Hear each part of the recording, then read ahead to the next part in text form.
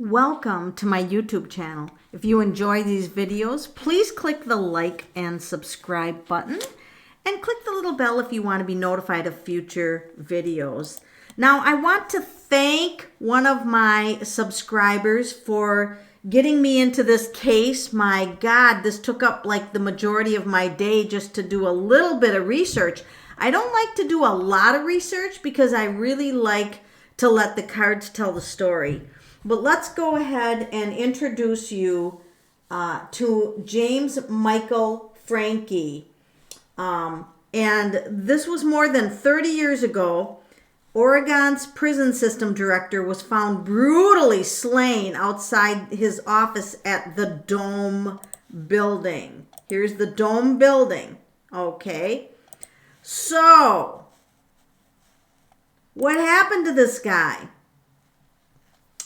After determining, well, we have a whole list of people that we're going to go through. But let's just say that Gable, which his name was Frank Gable, he was arrested and ultimately put in prison for like 30 years. But I guess he's recently been released because they found no evidence. All right. So in the weeks leading up to Francke's brutal murder, the people closest to him agree one thing: his behavior changed. His family and the people he shared an office with noticed something different. Evelyn Meeks, his secretary at the time, said he was acting very strange. He allegedly went on a vacation with some of his colleagues and came back after one day extremely upset. Now, his performance at the DOC was under a microscope, and they were going to be making some pretty high-level decisions when this murder happened. So whether or not he was in fear for his life, he was definitely fearful about his own safety, as he had purchased or they found a gun and evidence that he was using that to, he was practicing how to use it. In the days leading up to his murder, he had been looking into the fire at an A shed, according to the Portland Tribune reporter Jim Redden. He had just wrapped up the day preparing testimony on the fire for the state legislature committee scheduled for the following day. Everybody knew it burned down, and the people on the inside knew there were questions about it. The day Michael Francke was killed, he was preparing to testify to the Oregon legislature on the corrections budget matters. The fueling of conspiracy theories are exactly what happened at the scene. There were only two people there that night in question, Francke and Gable, according to prosecutors, but multiple witnesses testified at Gable's trial they had seen three people running away from the Dome building that night. On the night he was stabbed, something was amiss came from a pair of state employees who noticed his car door was open. Nothing was out of place, and there was no sign of him. A few hours later, it became clear that he wasn't home, and a small search party led by his top assistant, Dick Peterson, combed the grounds of the Dome building. They didn't find any sign, and they went home. Early the next morning, a security guard found Francke's body on the steps leading to the door that led to his office. Based on the state's case against Gable, if Peterson and his search group had walked from Francke's car to his office, they should have seen some of Francke's blood from the fatal wound that came from his body. If they didn't walk from the car to the office, why not? And how did they miss his body? Now, of course, Gable has been released, and the autopsy proves that he died of a fatal stab wound. However, he had other wounds that were not accurately described in the autopsy. So he had cuts and abrasions on the hands and arms, defensive in nature. He had bruises on the arm and a knee.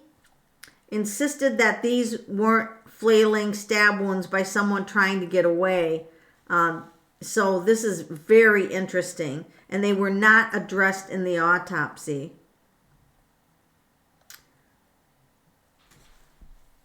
So there is so much information about this case. I just want to kind of do a high level because I always get excited to go to the right to the cards, but I do want to mention Neil Edward Goldschmidt had hired him, and he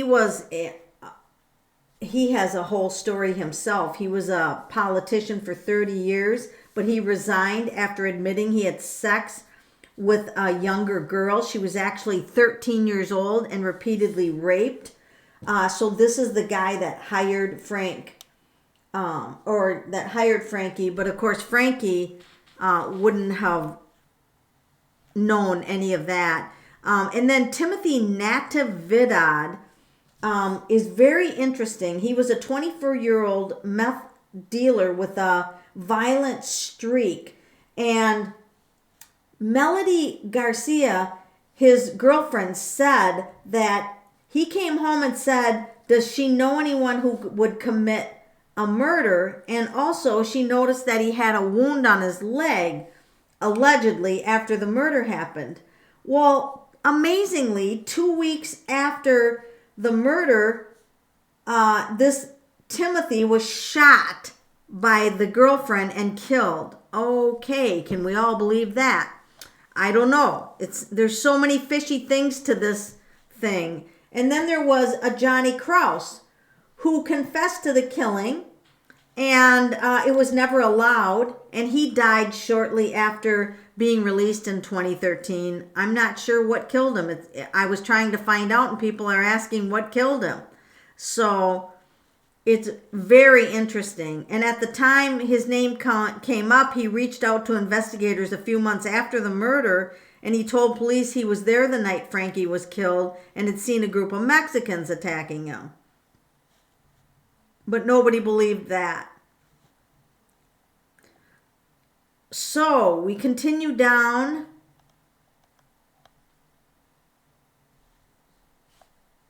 I'm not going to pay attention to Frank Gable because there was no physical evidence, and so I don't even want to cover him as a potentially being involved. Scott McAllister was a former assistant or attorney general, was represented by the corrections department. Early in December, he announced he was resigning. He also was convicted of having sex with a teenager. And they raided his house and found child porn. Gee, what was going on here? This is pretty interesting case about something high level going on he was obviously, this Michael Francke knew that he was, a target by high level people wanting to cover up. In 2004, the Portland Tribune published an explosive story about Michael Francke, the same woman who told FBI that they would find child porn in Scott McAllister's Utah home, for which he was convicted. Linda Parker worked for McAllister in Utah in 1989. She claimed that he was receiving case files on the investigation into Francke's murder. Parker said the files were shipped to McAllister from someone in Oregon, even though he had no right or legal reason to receive them. Reporter Jim Redden interviewed Parker, and he believed her. It would be very strange for her to make up this kind of stuff. She was in fear for her life from McAllister, claiming that she testified against him in the child porn case, and all the tires on her car were slashed. She threatened to sue McAllister and the Utah correction system for sexual harassment. Parker claims she received a note saying, "Drop the suit or you're dead." The most damning information in the Tribune report on Parker was her claim that she overheard a conversation in which McAllister made an apparent reference to Francke's death. She said it was at a party, and she overheard him say that Michael Francke's death was supposed to look like a suicide, but it was botched. When contacted by KOIN6, McAllister denied any connection to the Michael Francke case and refused to comment.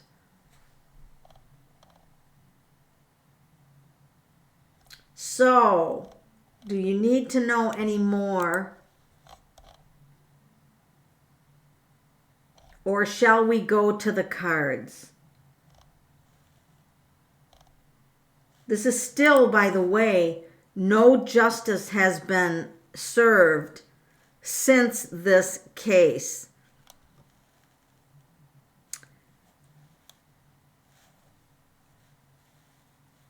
A local teen runaway named Jody Swearingen testified before a grand jury that she'd witnessed the murder.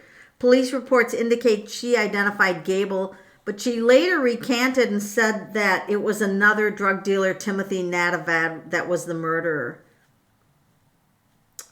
This is so weird. This whole case is weird. So I want to thank whoever, the person who brought this case to my attention, and we're going to go to the cards. And we're going to ask, I always, you guys could shout this out, start out with the murder mystery deck, all right? And so Johnny, Crouse, confessed to the killing, but he died shortly after, getting out of prison. Was Johnny Crouse involved at all in the murder of Francke?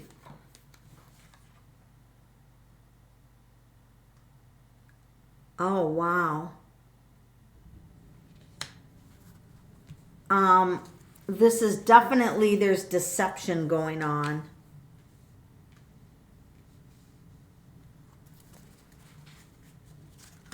Four of Pentacles would be a plot. Knight of Wands. One of the women or two women have key information or had key information to the case. See, there's the woman holding the evidence or holding the knowledge. And this was a group. This might have been stabbed by one person, but there was others helping. And it was definitely a plot. Look at all the knives. Oh yeah, high level officials with some inside operation for money. This was all money. They were doing something that was related, that was illegal and involved money, and there was a whole group involved of high level officials in this.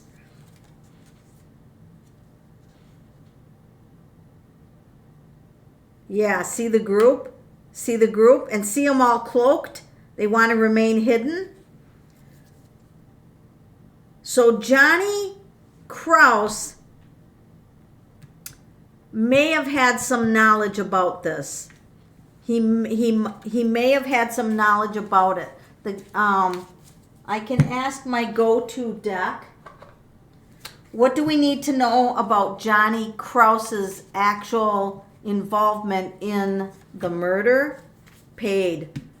Was paid to be part of it. They're paying them money to be part of it, to keep it out of the legal system, so justice won't be done.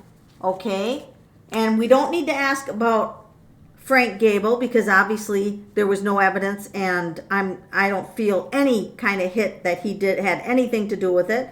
We're going to go on to Neil Goldschmidt, who hired Frank Gable, and I'm going to ask, now this is for entertainment purposes only, okay? Entertainment purposes only. Did Neil Edward Goldschmidt know anything about this? Now remember, he had to resign because he was repeatedly raping a 13-year-old girl, which he confessed to. Oh, look at this. The justice scales. Justice scales. Don't need to pull any more cards on that. Timothy Natividad.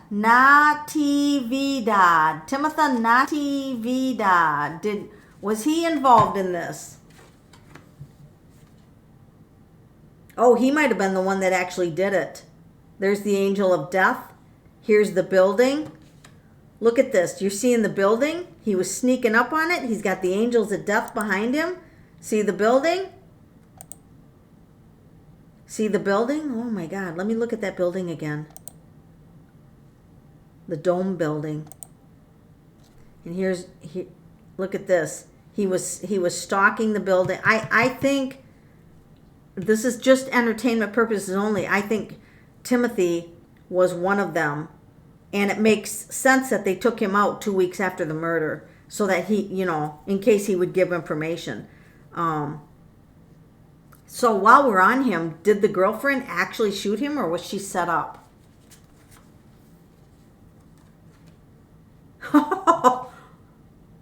The girlfriend's got the angels of death. Oh my God. This is the death card, by the way. And there. Wow. This is the death card. Wow. We have one more person I want to ask about, and that's Scott McAllister. Why would they send him the stuff?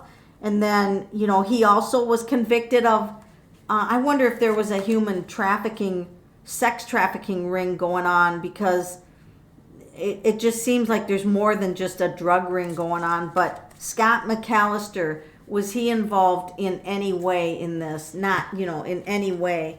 Here's the woman that knows.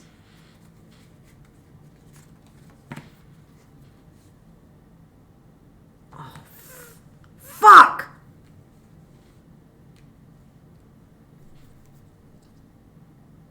This is the devil card. And the human trafficking, trapping and raping and prisoners. This is prisoners. They're chained up. This was a prison conspiracy. Horrible. That's a death card. Wow. Wow. Is this case gonna see any justice served? Of course, now that Timothy's dead, but are any of the high-level officials gonna be dragged in and actually tied to this case? Oh, somebody's still looking at it. Someone high level, the King of Cups, has not forgotten this case. But he's been threatened. He's being threatened. This is like, we will threaten you, and this is the swords. We will come after you if you speak anything. To this day, there's still threats going on. How high level is this case? It's going to be up to a woman. It's going to be up to a woman. Oh, but she's been given threats also.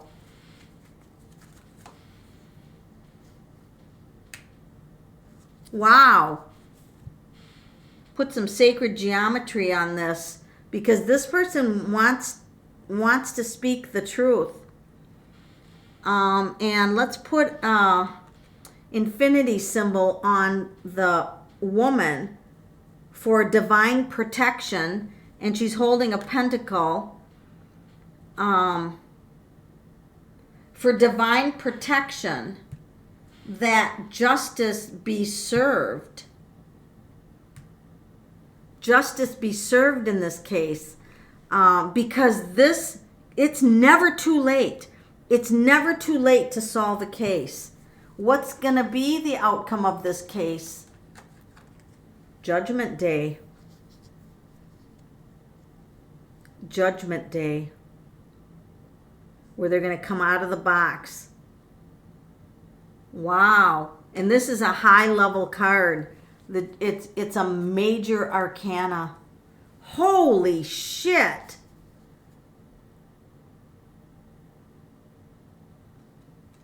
It just makes me wonder what kind of corruption is still going on.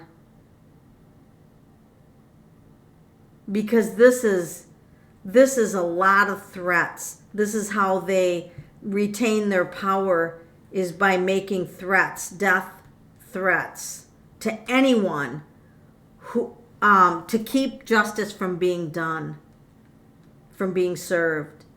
So this is there anything, the corruption that's going on, that was going on here, is there anything going on currently? That's the Sun card shining the light. God dang it. So this is the Sun card coming out and revealing what was behind the walls. There's still hidden stuff going on today. There are still hidden details going on today. So we have a very corrupt system right now, even today.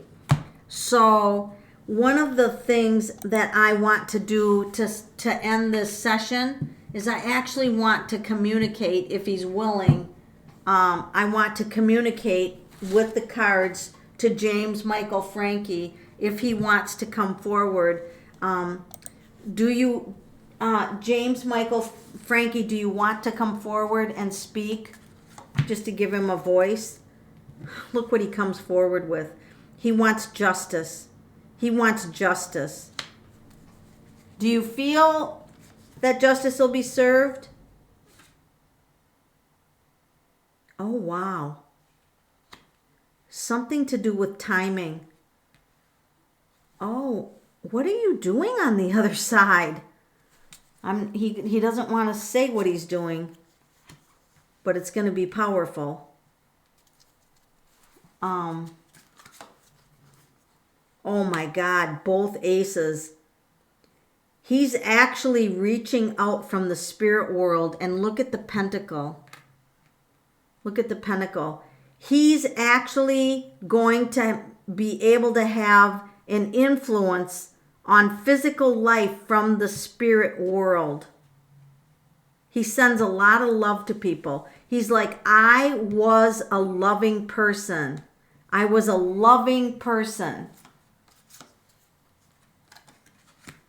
And I fought for the good fight. I fought to have justice and the truth. He said, I was fighting the good fight. I believe you. He's happy on the other side. He's happy on the other side. He wants people to know that he's happy over there. But keep fighting. Keep fighting. That's his message. Keep fighting the corruption. Look at all the corruption, the dark clouds. Because he believes that justice needs to be served. Oh, man, thank you so much for communicating with us. And all of our thoughts and prayers go with you and all of your family, and deeply sorry about what happened to you. And let's wish at the very least, let's wish that justice be served in this case. It's never too late. Thank you for being on my channel.